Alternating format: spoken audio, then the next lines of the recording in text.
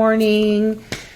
This is Trish again from First Presbyterian Church in Valparaiso, Indiana, and I am going to be bringing you today's story time. I'm super excited about this story too. So I got a hold of Scholastic, and during this whole pandemic, they said that we are able to read the stories online. Not a problem. If it helps anybody out and kind of keeps everything moving, we're good. So with that being said, today I want to read you a story that I really like because I first heard it when my son Johnny was in kindergarten, and he made a really cute thing for me for Mother's Day. So I thought, with Mother's Day right around the corner, why not do the story The Kissing Hand?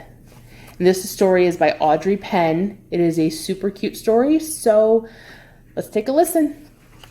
And again, I'll show you the pictures as I'm done reading the pages. Here we go. Chester Raccoon stood at the edge of the forest and cried. "I don't want to go to school," he told his mother. "I want to stay home with you. I want to play with my friends and play with my toys and read my books and swing on my swing. Please, may I stay home with you?" He's cute. Mrs. Raccoon took Chester by the hand and nuzzled him on the ear. "Sometimes we all have to do things we don't want to do," she told him gently, "even if they seem strange and scary at first. But you will love school once you start."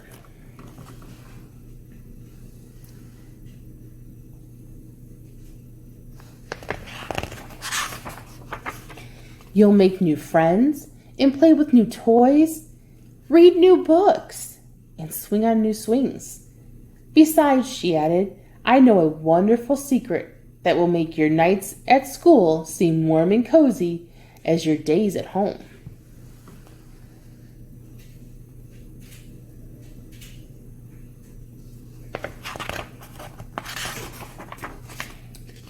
Chester wiped away his tears and looked interested. "A secret? What kind of secret?" "It's a very old secret," said Mrs. Raccoon. "I learned it from my mother, and she learned it from hers. It's called the kissing hand." "The kissing hand?" asked Chester. "What's that?"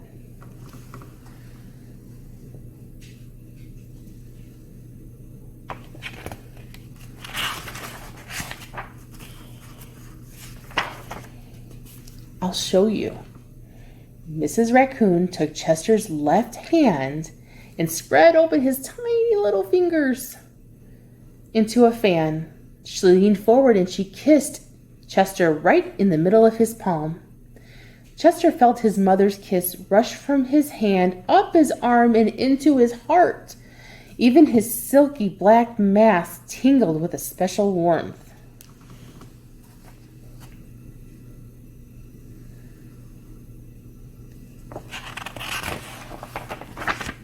Mrs. Raccoon smiled. "Now," she told Chester, "whenever you feel lonely and need a little loving from home, just press your hand to your cheek and think, Mommy loves you. Mommy loves you.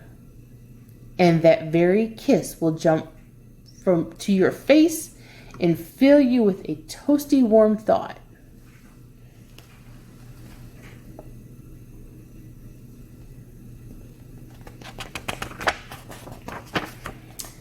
She took Chester's hand and carefully wrapped his fingers around the kiss.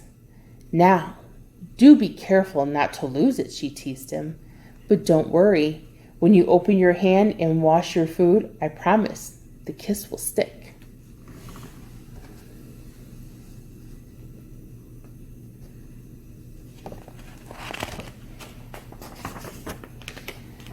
Chester loved his kissing hand.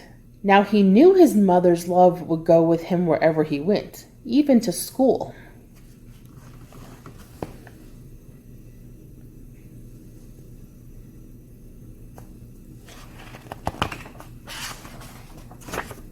That night, Chester stood in front of his school and looked thoughtful. Suddenly he turned to his mother and grinned. "Give your hand, he told her.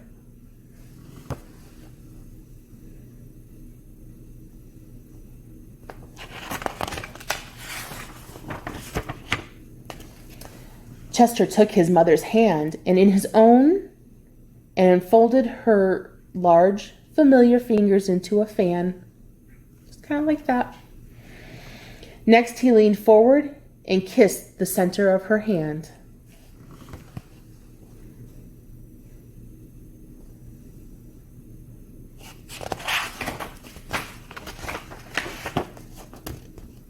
Now you have a kissing hand too, he told her.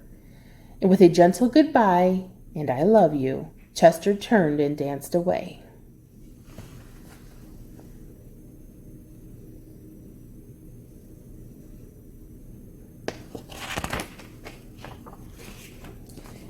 Mrs. Raccoon watched Chester scamper across a tree limb and enter school.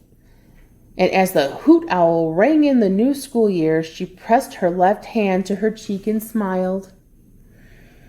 The warmth of Chester's kiss filled her heart with special words. Chester loves you, it sang. Chester loves you.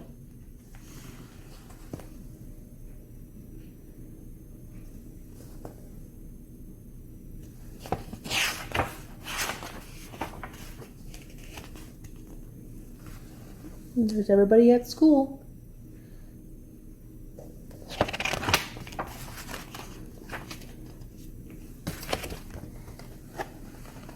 And I love you. That is the end of our book, The Kissing Hand. I sure hope you guys enjoyed it. It's a great book. It's sweet. And it's just another reminder that you are loved, even when we can't be together. Bye, guys. Hope to see you soon.